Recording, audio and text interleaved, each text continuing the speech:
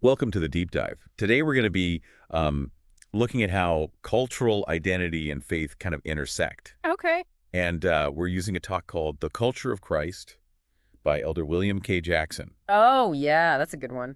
Yeah, it is. And you sent this over because you're interested in how to balance your own personal heritage with your religious beliefs. Right, exactly. And we're going to pull out the most insightful parts of this talk Yeah. and hopefully help you with that. Yeah, it's a really interesting concept because, this talk argues that there's a unique culture of Christ that transcends like our individual backgrounds. Right, You know what I mean? It's yeah. like bigger than us. Exactly.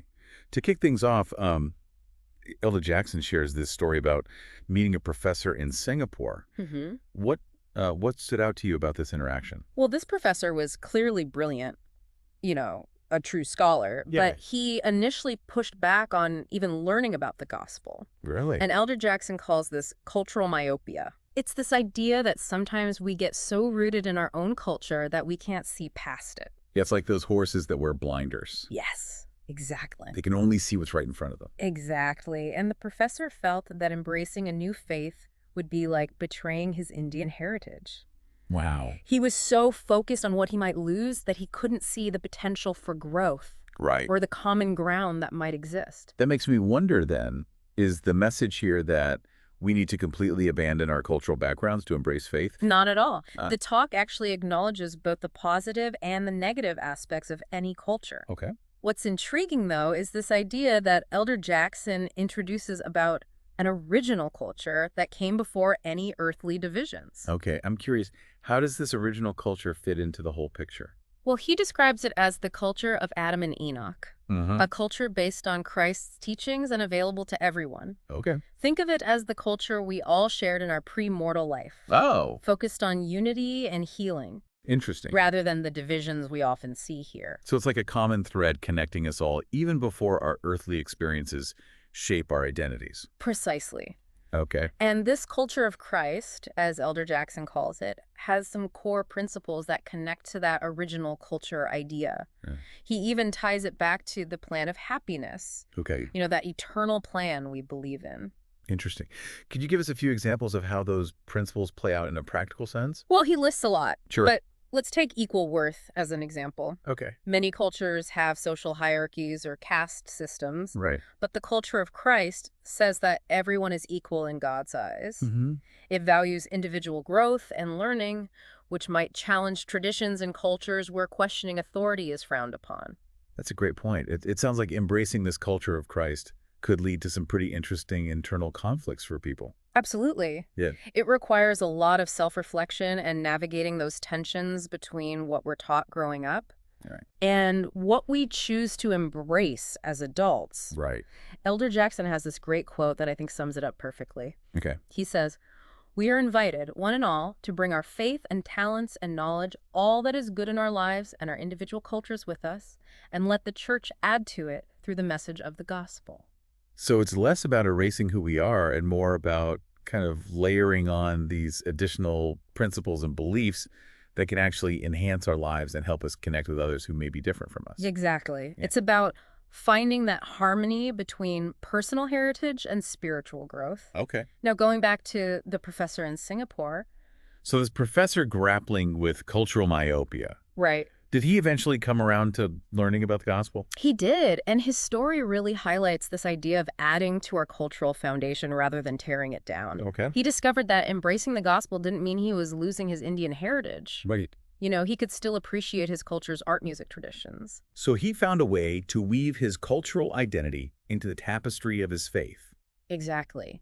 In fact, Elder Jackson specifically says this professor felt his existing cultural background actually enhanced his experience in the church. Oh, wow. He was able to bring something unique to the community, and in turn, the principles of the gospel deepened his connection to his own heritage. That's a powerful testament to the idea that faith doesn't have to be an all or nothing proposition. Yeah. It can actually complement and enrich the things we already value. It's about expanding our perspective rather than limiting it. I like that. And this brings up another interesting point from Elder Jackson's talk. Okay. He emphasizes how the church is an international, Sure. even a supernal entity. Now, for those of us who aren't theologians, what does he mean by supernal? He's referring to the idea that the church transcends earthly boundaries. Okay. It's connected to the heavens, Okay. to something bigger than any one nation or culture. I see. And that's reflected in the diverse group of people that it encompasses. He specifically mentions how new members from all over the world bring a richness and diversity to the church. Right. Imagine a tapestry with threads from every corner of the world.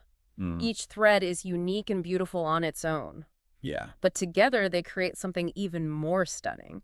And importantly, he clarifies that joining this global community doesn't diminish the importance of our individual heritage. Right? It's not about everyone conforming to a single mold. Absolutely. Elder Jackson says it's about adding another layer of meaning and purpose to our lives. Mm. It's about viewing ourselves through the lens of eternity. So we're adding that supernal layer to the rich tapestry of our lives. Exactly. What I find interesting is how this all circles back to the plan of happiness that you mentioned earlier. Right. The plan of happiness suggests that we lived with God before coming to earth, Uh-huh. and that we chose to come here to gain experience and grow. Right. It's as if we each chose a specific culture and background as part of that individual journey. So choosing to embrace the gospel and become part of the culture of Christ isn't about rejecting that initial choice. Right. It's about adding a deeper eternal layer to it. Exactly. Almost like we're coming full circle. It's like we're taking the best of what we've learned on our individual journeys and weaving it into the grand tapestry of eternity. Okay. That's what makes this whole concept so compelling. Yeah. It's not about erasing our past or abandoning our heritage. Right. It's about expanding our understanding and seeing ourselves as part of something much greater. And that something greater includes people from all walks of life, each with their own unique story and background. It's a beautiful vision of unity and diversity. Yeah. We can celebrate our differences while recognizing our shared humanity and our connection to a common set of values centered on Christ. Thinking about the professor and his journey, it's amazing how something that initially felt like a threat to his identity ultimately became a source of deeper connection and meaning. What's fascinating to me is how this whole idea challenges us to look inward. Elder Jackson encourages us to examine our own cultural biases and ask ourselves some tough questions. Like what kind of questions? Well, he doesn't explicitly say, but it's implied. Okay. Questions like, are there any aspects of my culture that are holding me back from connecting with others? Are there beliefs or practices that I've blindly accepted that might be creating distance or division rather than unity? It's like holding up a mirror to ourselves and being willing to see both the beautiful and the maybe not so beautiful aspects of our cultural programming. Exactly. And it's in those moments of honest self-reflection that we can really start to break down barriers and build bridges of understanding. Yeah. We might even discover that some of the things we clung to so tightly were actually preventing us from experiencing the fullness of joy and connection that Elder Jackson describes as part of the culture of Christ. So it's not about becoming carbon copies of each other. Right. It's about being open to learning and growing both individually and collectively. It's a dynamic process, not a static one. And it requires a lot of humility and willingness to step outside our comfort zones. It makes me think of that quote, "The unexamined life is not worth living."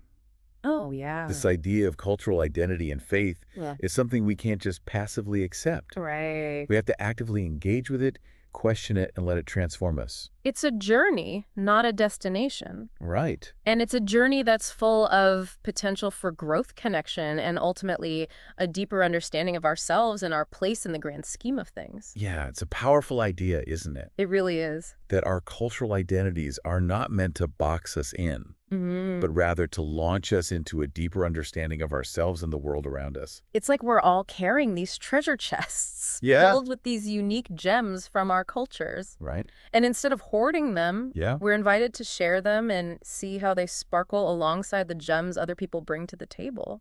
Elder Jackson uses this beautiful imagery of the church as a tapestry. Threads from all different backgrounds coming together to create something intricate and vibrant.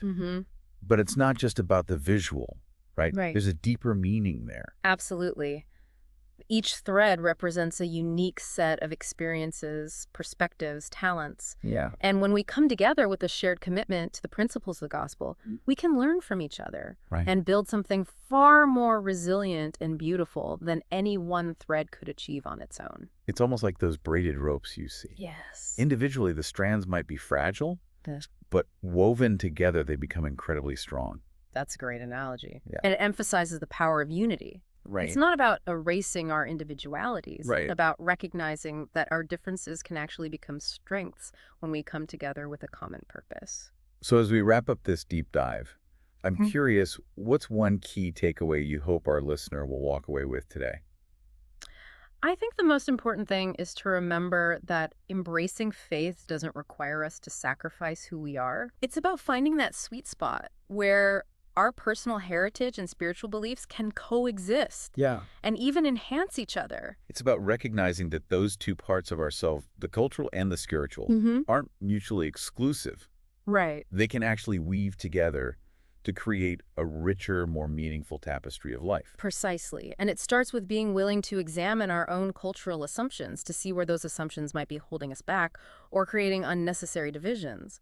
Elder Jackson encourages us to ask ourselves some tough questions. Yeah. Questions like, what aspects of my culture do I deeply value? Uh, And how do those values align with the principles of the culture of Christ we've discussed today? Those are excellent questions for all of us to ponder. Yeah. And I think they're questions that can lead to some truly profound insights and personal growth. It's been such an insightful conversation. This deep dive into Elder Jackson's talk has given me a whole new perspective on how cultural identity and faith can not only coexist, but also complement and enrich each other. I agree. It's a reminder that there's always more to learn, more to explore, and more ways to connect with each other on a deeper level. Well, thank you so much for joining us. Thanks for having me. And to our listeners, we hope this deep dive has given you some food for thought as you navigate the beautiful and complex intersection of your own cultural identity and faith.